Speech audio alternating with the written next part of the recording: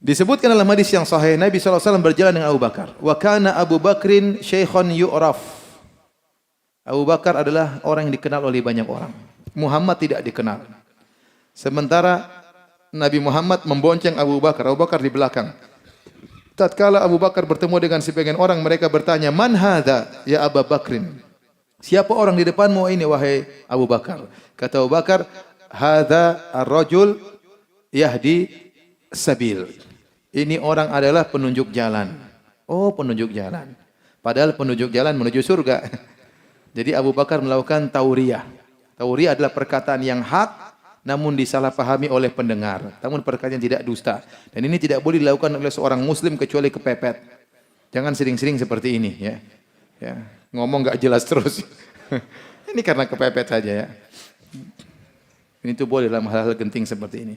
Terus Nabi berjalan Abu Bakar dengan Amir bin Fuhairah dan Abdullah bin Uraikid sampailah, dan ada kejadian-kejadian namun sebagian hadisnya dhaif ya, dan kita ikhtisaran lil waktu, kita ingin cepat selesai. Maka Nabi berjalan sampai kota Madinah.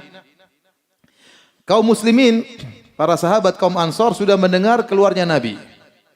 Nabi keluar kalau tidak salah Senin Rabiul Awal dan sampai juga Senin Rabiul Awal.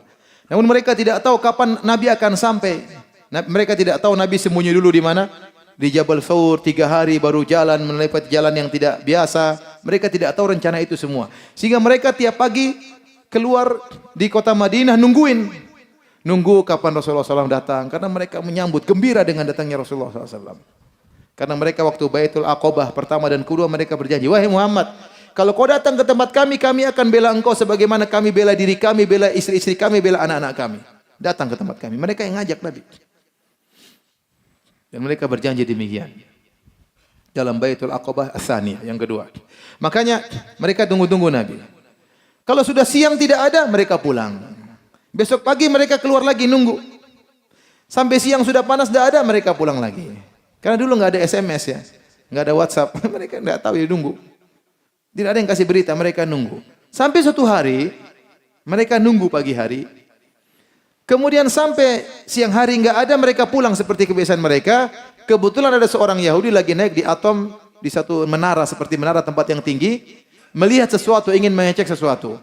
Tatkala dia naik tempat yang tinggi, dilihat dari kejauhan seperti ada bayang-bayangan. Dia lihat, cek-cek lagi, ternyata itu Muhammad dan rombongannya. Maka tidak sabar wala yamlik nafsahu, kemudian dia berteriak, "Ya ma'syaral Arab, hadza jaddukumul ladzi tantadhirun." Inilah pimpinan kalian yang kalian tunggu-tunggu. Orang-orang Madinah segera keluar, para sahabat segera keluar menyambut kedatangan Nabi. Mereka bawa pedang-pedang mereka menyambut kedatangan Rasulullah sallallahu alaihi wasallam. Gembira datangnya cahaya menuju kota Madinah. Dan itu terjadi di daerah Kuba.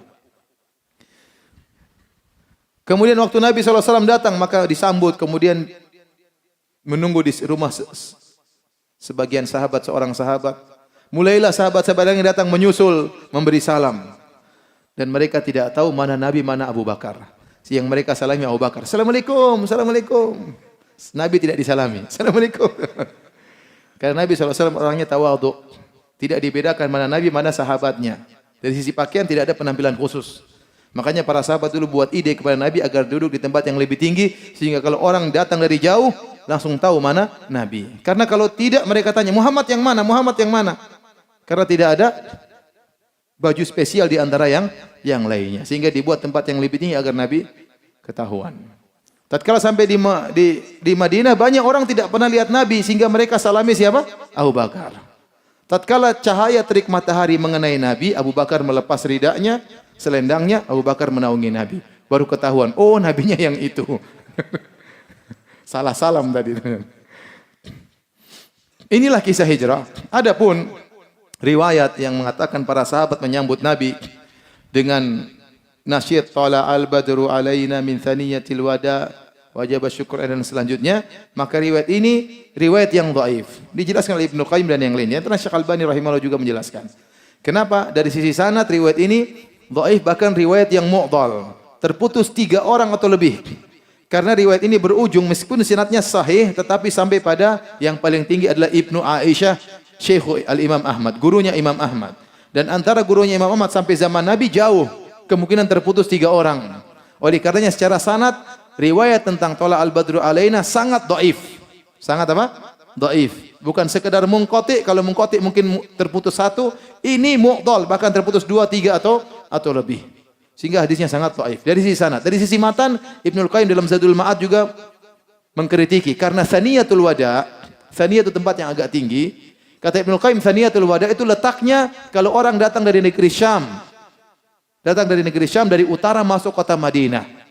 Maka itu lewat Thaniyatul Wada. Adapun kalau dari sisi Kuba, dari sisi selatan, maka tidak melewati Thaniyatul Wada.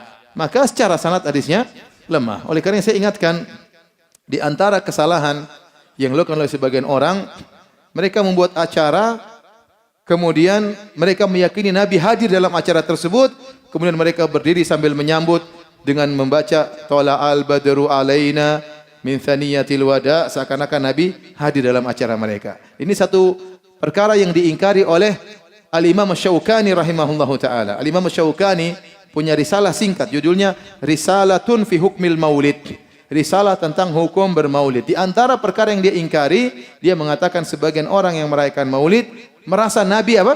Hadir. Dan itu tidak benar. Apalagi merasa Nabi hadir kemudian menyambut dengan Tala al-badru alaina yang hadisnya juga dhaif ya.